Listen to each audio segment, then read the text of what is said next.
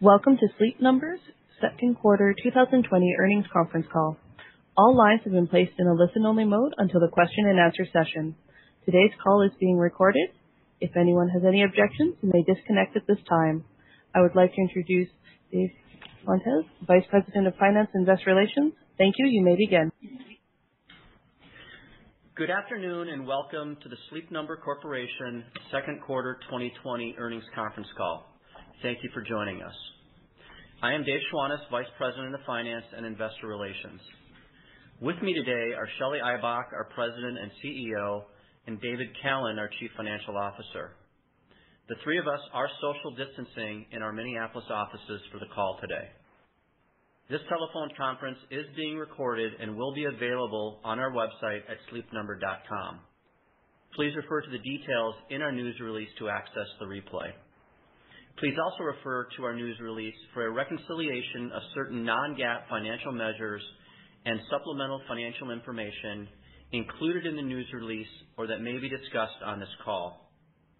The primary purpose of this call is to discuss the results of the fiscal period just ended. However, our commentary and responses to your questions may include certain forward-looking statements. These forward-looking statements are subject to a number of risks and uncertainties outlined in our earnings news release and discussed in some detail in our annual report on Form 10-K and other periodic filings with the SEC. The company's actual future results may vary materially. I will now turn the call over to Shelly for her comments. Good afternoon and welcome to our 2020 second quarter earnings call. My Sleep IQ score was 75 last night. The mission of Sleep Number to improve lives through individualized sleep experiences has never been more important or more relevant than it is today. Our unwavering belief in our company's purpose and our resourcefulness in finding ways to serve our customers have enabled Sleep Number to effectively navigate one of the most challenging periods in our nation's history. I'm grateful for our team's dedication to our mission and unrelenting focus on ensuring business continuity as we continue to create opportunities for market share gains, profitable growth, and significant shareholder returns over time. Our better-than-expected second quarter performance in the face of monumental global health, economic, and social concerns demonstrates the significant competitive advantages of our integrated business model and is a testament to the resilience, passion, and commitment of our Sleep Number team. The swift and bold actions we have taken to combat the impact of the pandemic, including keeping our team safe, serving our customers, and maintaining our financial flexibility, underscore the strategic, financial, and operational agility we have built over the past several years. As a reminder, we took immediate actions to increase liquidity and reduce expenses. We prioritized investments and initiatives to drive near-term performance, aid our recovery, and speed our return to long-term growth. We quickly scaled digital CRM solutions that retain the value of our relationship-based selling approach through a blend of phone, chat, online, selling from home, and private appointments.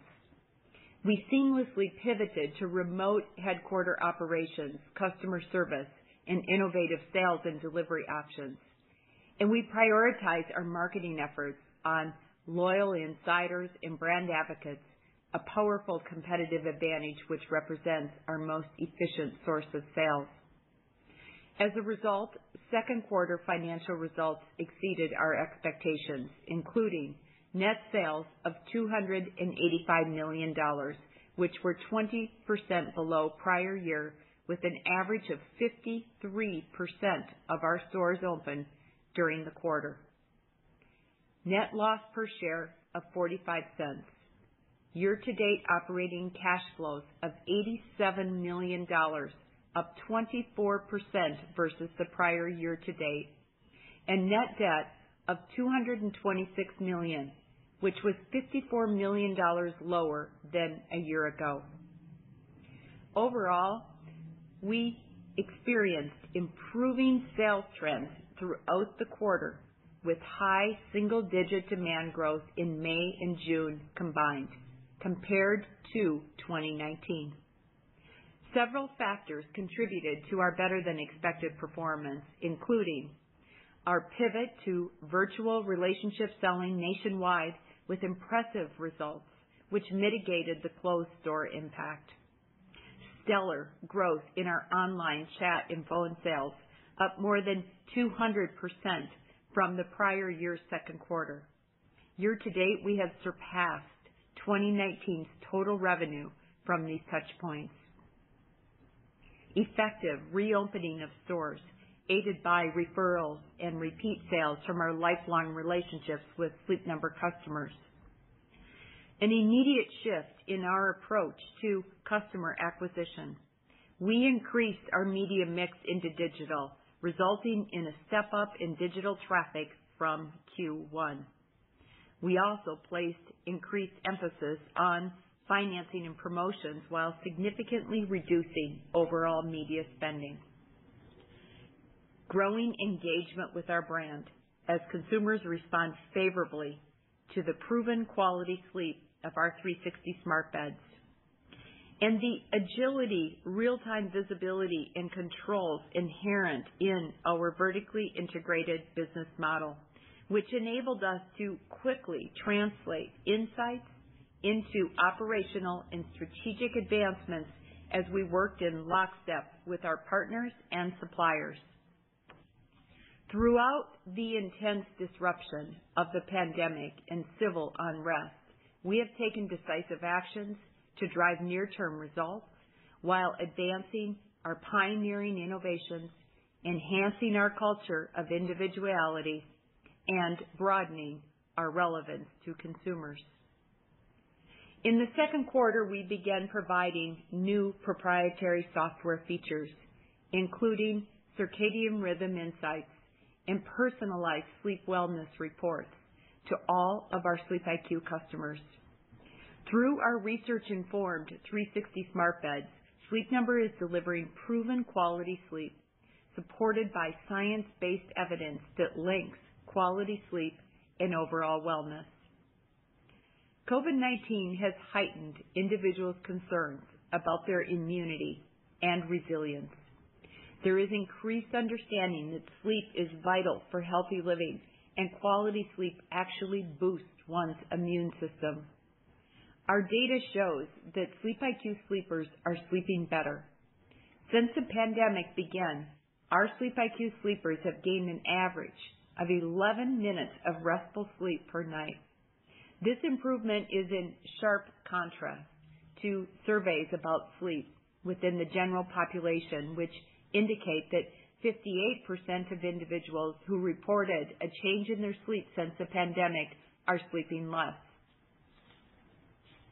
We are working closely with our new scientific advisory board, an interdisciplinary group of physicians, clinicians, and researchers with expertise in sleep science and health.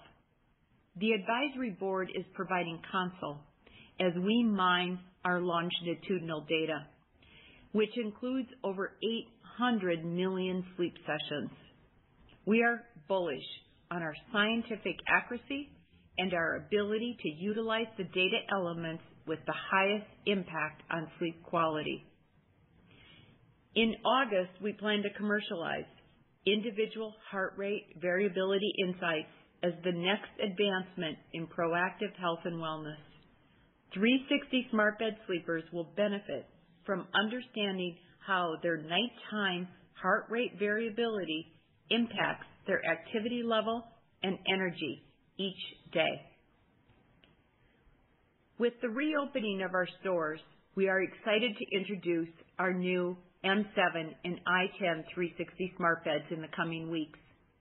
With more than 80% of consumers challenged by temperature concerns during sleep, our new 360 smart beds feature temperature balancing layers, These beds are designed to more closely contour to the body for greater support in spinal alignment, increase pressure relief, and reduce motion transfer.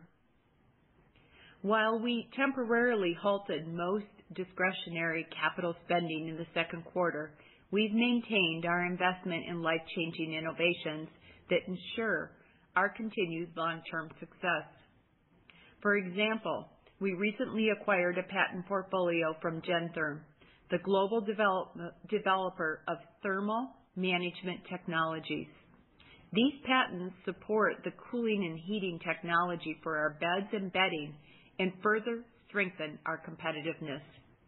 We plan to introduce our Climate 360 bed in 2021, and these additional patents will embolden our longer-term innovation roadmap. The current environment remains dynamic, and we expect continued disruption due to COVID-19 and the U.S. presidential election in the second half of 2020. We've demonstrated our agility and perseverance and will continue to benefit from our culture of innovation, strategic advantages, and execution discipline. Our strategy is designed to deliver growth through customer acquisition and retention, net operating profit leverage, and to drive strong cash generation and mid-teen ROIC. And we expect this strategy to drive solid financial performance through these challenging times, as we have for multiple years.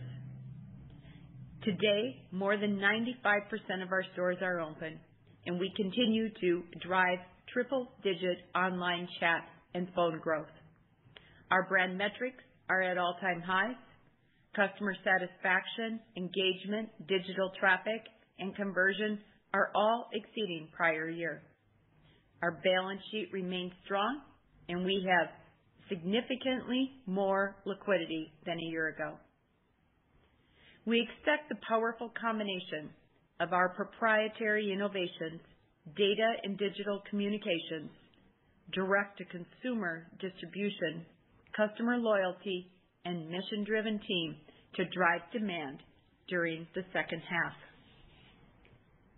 In addition, the pandemic has served as a catalyst for positive longer-term change and reinvention.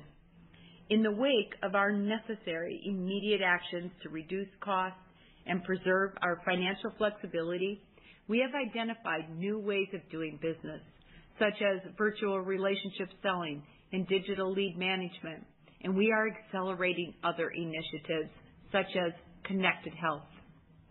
These opportunities are leading us to reallocate headcount and strategically invest in new capabilities that will support our future growth. Consistent with our past, we will use our experience and learnings to strengthen our competitive moats and advance our purpose. The structural shift in consumer attitudes and behaviors related to health and safety, which have been accelerated by COVID-19, is likely to continue. Consumers are increasingly prioritizing the well-being of their family and home, with more than 25% of consumers expecting to purchase a health-related product before year-end, according to a recent Nielsen Global survey. Quality sleep has the power to improve health and wellness, and Sleep Number is at the forefront of delivering life-changing benefits to individuals and the world. The tenacity and ingenuity of our team, the disciplined execution of our differentiated strategy, and the effective use of our capital position us well to deliver long-term profitable growth. Now David will provide additional financial details on our second quarter. Thank you, Shelly. The second quarter was all about agility and progression. We demonstrated agility by acting with urgency based on the real-time performance metrics we use to run the business. We learned to do things differently under extremely challenging conditions, and we levered the technology and growth-driving capabilities we built the past few years. While our selling from anywhere capabilities helped us reach customers throughout the quarter, the progression of our sales has certainly benefited from being allowed to reopen our stores. Today, more than 95% of our nearly 600 stores are open. In April, just 23% were open on average, followed by 47% in May and 81% in June. While uncertainty remains regarding future impacts of COVID-19, we have demonstrated our ability to improve lives even in the toughest conditions. Our financial performance for the second quarter was significantly better than the models we used to inform our cost and capital deployment decisions. April demand was down 48% versus the prior year, followed by high single-digit growth in May and June combined. This hyper V-shaped change in demand understandably stressed our fulfillment capacity, resulting in more than $30 million incremental deliveries carrying forward into Q3. Looking forward, the Labor Day timing shift is expected to move about $10 million in deliveries from Q3 into Q4. And we expect Q4 sales will also benefit by more than $25 million from an extra fiscal week this year. Net sales in Q2 of $285 million were 20% lower than the prior year, compared with a 50% reduction assumed in the scenario used to support our cost and capital allocation decisions. More than 27% of our sales in Q2 came from online and phone sales, compared with 7% the prior year. Despite this, ARU was just 4% lower than the prior year on mix shifts, partially offset by higher bedding sales. COVID-19 closures resulted in delivered mattress units 17% lower than the prior year. The mix shift and operational inefficiencies from COVID-19 closures and lower unit volumes pressured our gross margin rate in Q2 by 380 basis points versus the prior year to 57.2%. Managing the dynamics of extreme demand changes in Q2 has certainly been challenging. Through the fast actions of our teams and agility of our global supply partners, we had no significant supply disruptions during the quarter. Constraints and COVID-related uncertainties that affect the flow of goods globally continue to be top of mind and managed day to day by our team and partners. One specific example of this during Q2 is our newest distribution center in the Los Angeles area. We opened in May as planned. However, we managed very real COVID-19 challenges to staff and operate it properly. As a result, we elected to run it temporarily as a hub rather than a mattress assembly location. We've leveraged learnings from operating previous distribution centers and love this location. We expect to convert it to our fourth assembly distribution center after we manage through Labor Day volumes. For similar reasons, we also postponed the opening of our fifth planned ADC in Dallas until next year. These decisions were necessary to mitigate COVID-related business risks. We will continue to provide updates each quarter on this multi-year initiative. During our first quarter earnings call, I highlighted scenarios that, if realized, would consume about $50 million of free cash flow from operations in the first half. Our sales in Q2 were stronger than modeled, and our early and aggressive actions resulted in $35 million lower operating expenses than in Q2 the prior year.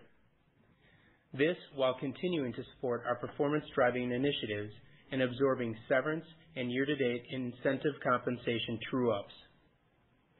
Our year-to-date financial performance also reflects the agility of our business model in the face of extreme challenges. We reduced expenses 3% in line with year-to-date net sales change while investing 14% more to support our innovations.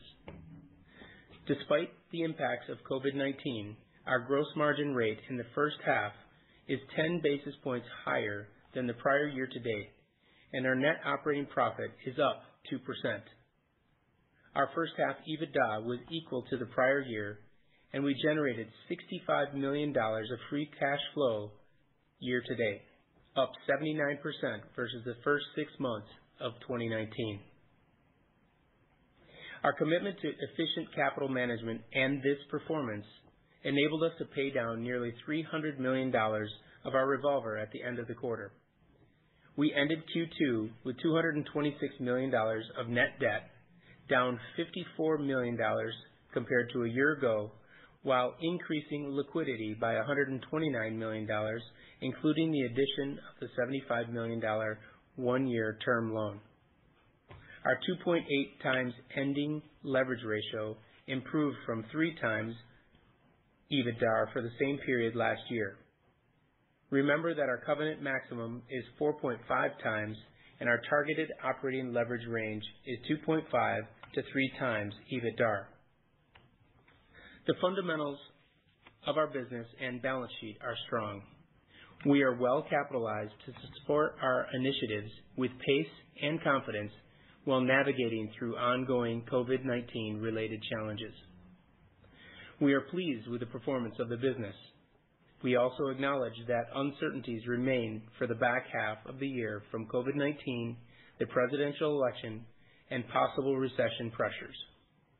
As a result, we built our spending plans for the balance of the year based on demand approaching flat to the prior year, including the extra week benefit this year. Our long-term bias favors continued prioritization of our innovation and marketing initiatives.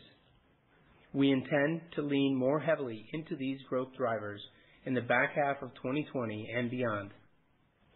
We expect somewhat less gross margin rate pressure from mix shifts in the back half of the year as consumer shopping preferences include both in-store and online purchases, an advantage of our vertical business.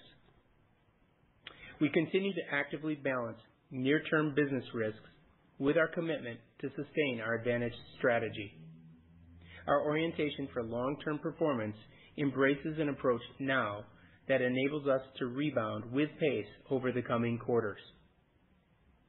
In closing, I'd like to add my thanks to the Sleep Number team and business partners across the country who have worked tirelessly to drive performance and to improve lives through proven quality sleep. Thank you. Chantel, at this point, please open the line for clarifying questions. As a reminder, to ask a question, you will need to press star 1 on your telephone. To withdraw your question, press the pound or hash key. Please stand by while we compile the Q&A roster. Our first question comes from Peter Keith with Piper Sandler. Your line is open. Hi, thanks. Good afternoon, everyone. Thanks for taking the question. I was hoping you could just expand upon the comments around the $30 million of backlog from the quarter that got pushed to Q2 to Q3. I think you had commented that you don't have any supply chain issues. So what exactly caused that backlog, and was it maybe demand related in the final weeks of the quarter? Sure. Hi, Peter. You know, we have been giving a little more color intra-quarter than normal here since COVID-19, and this is really an example of us doing that. You know, if you think about where we were in April, down nearly 50%, and at that time we had an average of 23% of our stores open, and in May we had an average of 47% open, and in June 81% open, and now, you know, nearly all of our stores open. And if you think about the progression of the sales, down nearly 50 in April, and then high single digits for May and June, you know, that did become, you know, a big swing in our overall performance during that time. And I also mentioned that our sales performance has been progressive and throughout the quarter. So that gives you a good indicator of, you know, how that flowed, how it built through the quarter. And there's also a very strong correlation with us opening our stores and our performance growth. So naturally, you know, it's because of May's significant performance and June. Both very strong months. It built an increase in the backlog. Peter, I'll just add on, having the kind of demand change that we're talking about with April down 48% and the sudden and dramatic growth in May and June, that causes some pretty big fluctuations for us to manage through, and that's part of what you're seeing with $30 million of additional business to be delivered in the Q3. Okay. Fair enough. And I guess to clarify on that is both May and June were up, or was it just the balance combined were up? Yeah, each of those months were up versus prior year. Yep. Okay. And so you had mentioned you'd pulled back on advertising during the quarter, which I think makes a ton of sense and not very different from other players in the industry. How are you thinking about advertising now going into Q3? Is that something that you want to increase and lean into, or are you still a little bit hesitant with some of this backlog? No, we're leaning into this, Peter. We did have a significant decrease in our media spend in Q2. And I also have to say that the precision of our media strategy has really been a significant advantage for us. That and the fact that we have, internal digital buying. In the quarter, we had the ability to pivot and shift our spending to reach and find an engaged customer, even with these significant media reductions. And, that combination with, our virtual relationship selling, helped us build, when you look at May and to think that, we were up over last year with an average of 47% of our stores open, it's a pretty remarkable progression.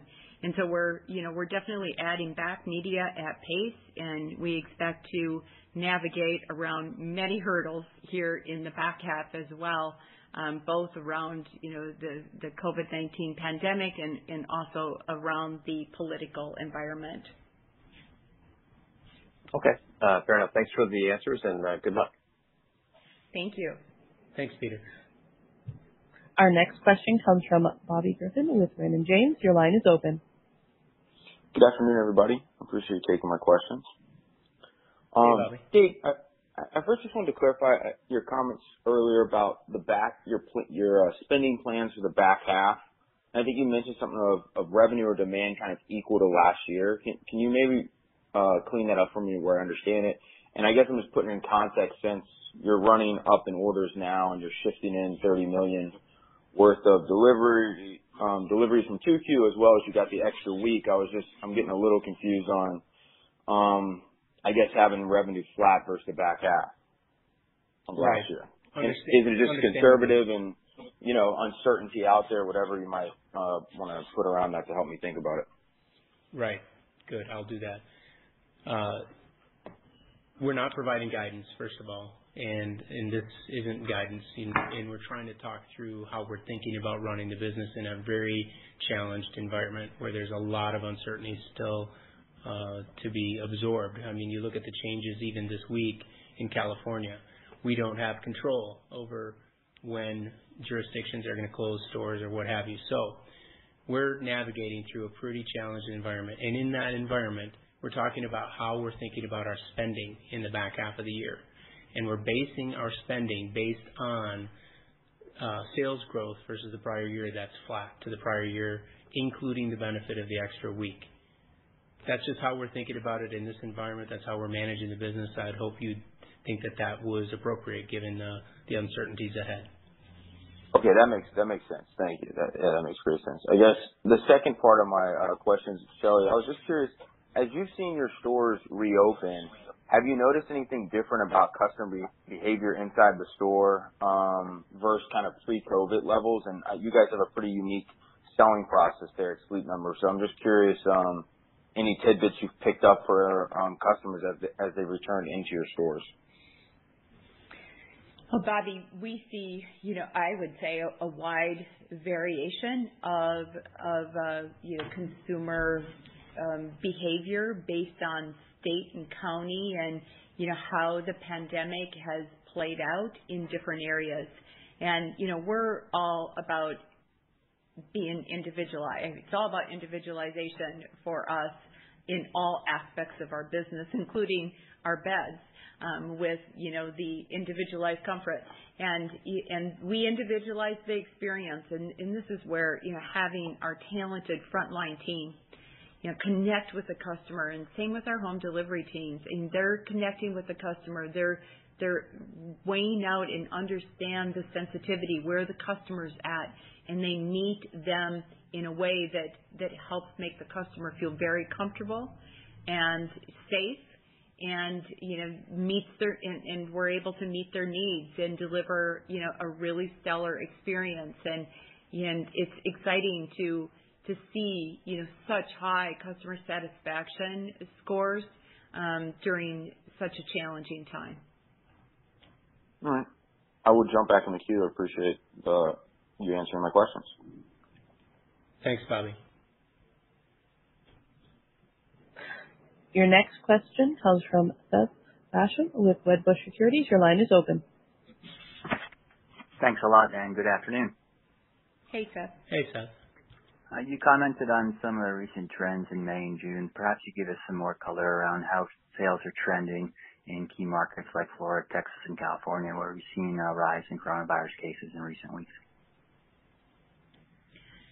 Yeah, again, we're seeing more variation than we normally would across regions and counties, where you see the COVID-19 flare-ups or concentrations. Yet I would also share with you that as we've opened stores, all of our stores and throughout the country have quickly become productive. Certainly some more than others. But I think this is a good example of the ongoing relationships our front lines building with their long-term customers, and benefiting from that repeat and referral. It helps us have a jump start right from the beginning, and then also our digital lead management is helping with that as well. So it ensures a strong start. Gotcha. Looking, for example, at the group of stores that were already reopened at the beginning of June, how did those progress through the month? Did you see some trail off in year-over-year growth trends as we got later in the month over the course of the 4th of July holiday weekend with the rise in coronavirus cases? Yeah, as we shared the progression through the second quarter, and it continued to progress in a positive way throughout the full quarter, and we saw the consistency or correlation to the opening of our stores. So we averaged 81% of our stores open in June, Seth, and now we're at about 95%, and we've seen the progression of sales match the progression of openings. Yeah, I'm sorry. Just to clarify my follow-up question there, if you look at stores that were open earlier, say the group of stores that was already opened at the beginning of June, how did sales in those stores progress over the last 6 weeks? Well, I'm not going to get into detail on the third quarter, but as I've stated, we've seen a strong progression of our business, and that also includes stores that have been open. Got it. Thank you very much. Thanks, Seth. Your next question comes from Brad Thomas with KeyBanc Capital Markets. Your line is open. Yeah, thanks for taking my question.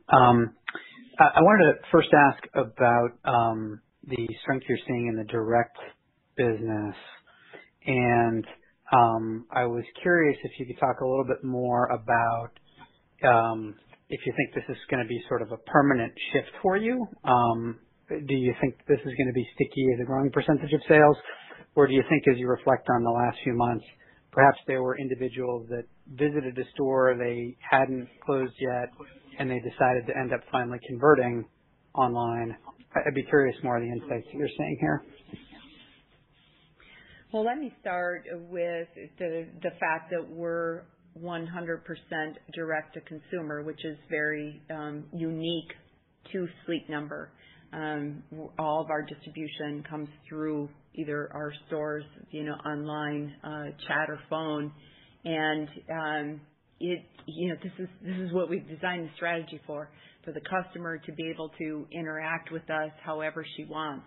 We see the customer interact through multiple touch points generally, and we've certainly been pretty aggressive in our digital communication as well as our digital lead management to be able to serve her, particularly during this time, in a different way. As David highlighted, the online phone and chat sales were 27% of our business, and I mentioned we've already surpassed 2019 numbers. I expect this business to continue to be a larger part of our total as we move forward. As our stores have reopened, we've continued to see triple-digit growth in our online sales, and we know there's still going to be a lot of fluctuation around COVID-19 here in the back half. So it's hard to provide clarity about what this is going to look like. I think importantly, we're going to be very fluid, and we've shown our ability to pivot and be agile and be responsive to the consumer where she wants to shop. In the end, maybe this is, double the penetration it was in the past. We absolutely see it as additive and complementary to our stores in the long term. That's very helpful, Shelly. And if I could ask one of David, recognizing you're not giving guidance, it's not going to stop us from trying to get more color out of you. I guess in a world where you're planning for, the demand growth, including the extra week, to be flat, can you help give us some insights into maybe puts and takes to think about from a gross margin and expense standpoint? Okay, I will do my best.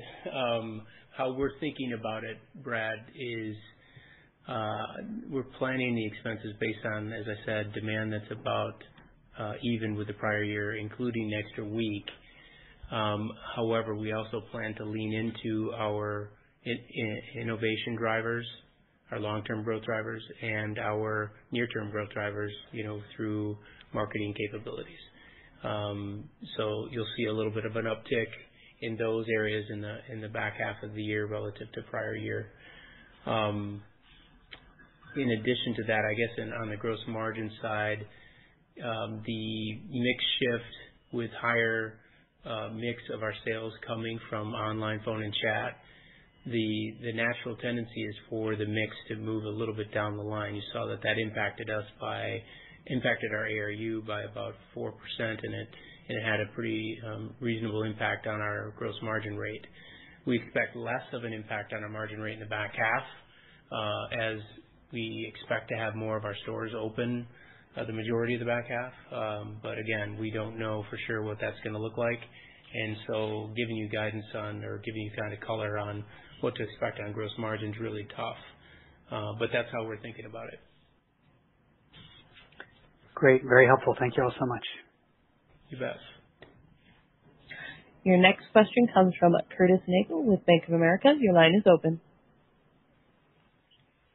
Great. Thanks very much for taking my question. So first, a quick one on the store base. So I think you closed 19 in the quarter. How many of those were part of the 25 stores you had a month-to-month leases that you had indicated were potentially closed or had potential to close permanently, and how many were part of the basic relocation plan, and how should we think about the footprint for the rest of the year? Yeah, the majority of those were on month-to-month leases that we were taking action on, given the environment and our ability to transfer the majority of those sales and profits from those stores to other stores in the geography. We're pretty much through that part of the effort at this point, and we're really leaning into our growth drivers on all fronts. We have, our capitalization is very strong, and we have lots of liquidity to support our initiatives, and we'll be leaning into our CapEx and our store expansion plans, in the back half as well. Okay, understood. And then just thinking a little bit more about so a slight downtick in revs per mattress. So, you indicated that it's due to the online mix shift, which makes total sense. I guess how much is that due to, perhaps attachment selling, maybe not being as strong, or how much is that due to, an actual product mix? So, people mixing a little bit lower in terms of, the actual bed. So, maybe more P&C beds relative to iBeds. How do we kind of think through that? Well, our business model, the more we have touch points with our customer, the more often we reach out, have a contact with them. If they only have a transaction online, it generally comes in at a lower model of product. And the more often we have interaction, so if we have online plus chat, it moves up the line. And if it ends up in the store, it's got the best total solution for the customer, and frankly, highest satisfaction for the customer, highest NPS scores, et cetera. So, not only does it come with higher ARU with those in-store transactions, but it's overall a better overall experience in total. We've improved significantly through the digital capabilities that we've been talking about. So there was only a minor slippage of the ARU down 4%. I think that's pretty minor given the mix of sales of 27% coming from these other touch points of online, phone, and chat. However, that is primarily changes in model mix, not as much about lower attach. Okay, very clear. Thank you.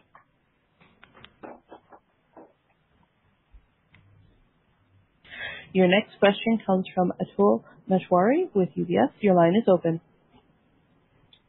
Good evening. Thanks a lot for taking my question. So if online phone channels are still growing 100%, even with nearly all of your stores open, does it make you rethink your store strategy going forward? Will you look to pare back on your expectation of adding mid-single digit square footage every year, or will you even potentially look to lower square footage going forward?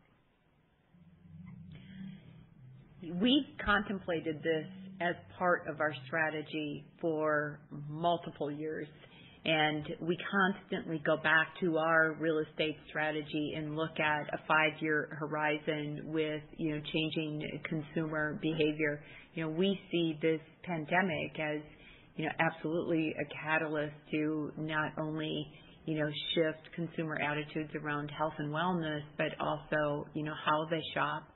And this has been contemplated in our strategies. This is, why we have such a high average revenue per store already, and, why we've, held to having, a distance of, about 20 minutes between our stores. Having the availability for a customer to have an in-store experience, we still see as very important for a brand like ours, and a brand that you're going to be highly engaged with. And, we see this as complementary. And, yes, we still have a triple digit. I said triple digit, not 100. And we're excited about that, and we see it as additive, and we intend to, grow all touch points. Understood. And just as my follow-up, and I know this was touched upon earlier, but May and June were up high single digits, and I understand you don't want to get into too many specifics here, but how would you compare that high single digit to how the first 2 weeks of July has trended? Just any color directionally, have sales remained in line, or have sales decelerated or accelerated versus May and June?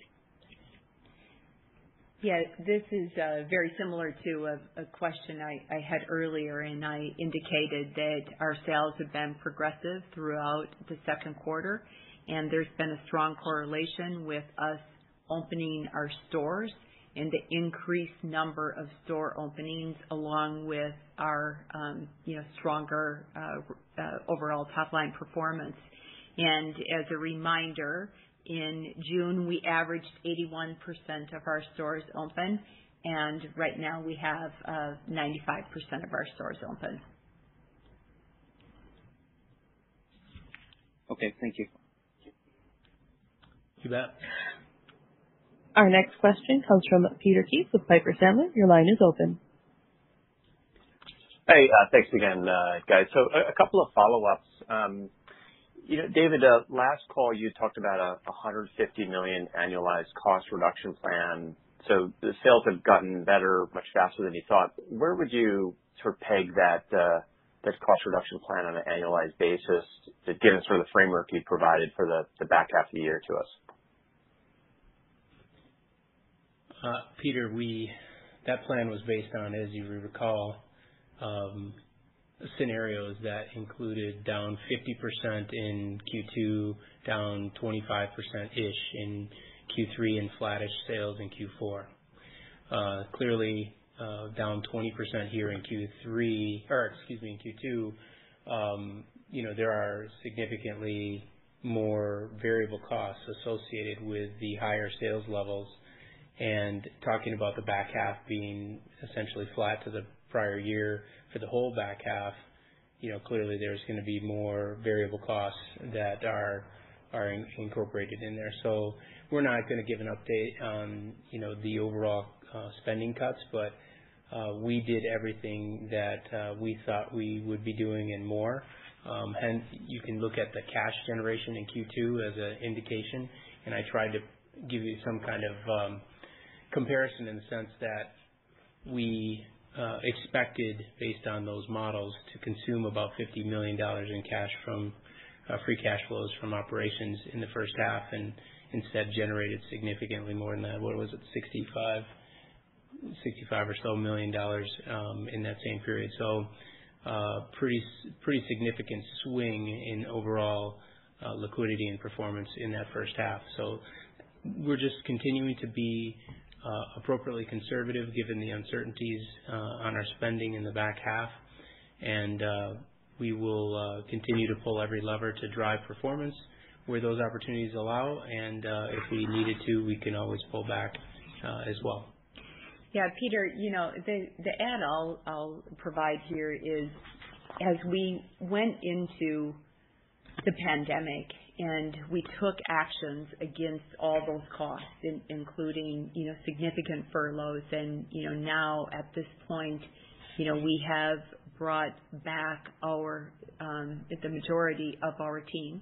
The change in business and the trajectory and challenges did result in some job eliminations along the way.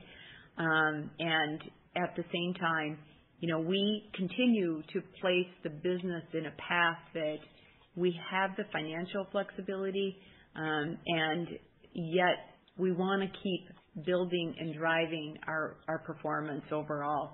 So it's important to make the necessary cuts and at the same time be able to pivot and grow or cut more depending on where we're at. So we're going to remain very agile, and I think we've demonstrated our ability to do that in short periods of time in pretty dramatic ways here in the second quarter. Okay, fair enough. That's a good answer. Also, I want to circle back on maybe sales trends at stores that have been open for over a month or two.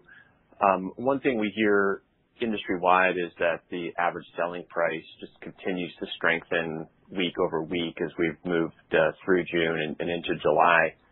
Are you seeing that at stores that perhaps opened up in May, and is there sequential improvement in those stores, or it tends to open up and then kind of hold steady from that first week?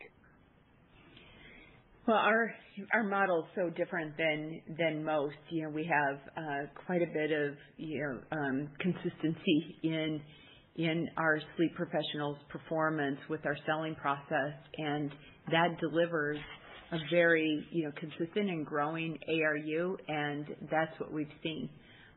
So as, we're now in this position of, 95% of our stores open, then our overall, ARU is far more normalized. But we've seen that, pretty immediately as stores have opened.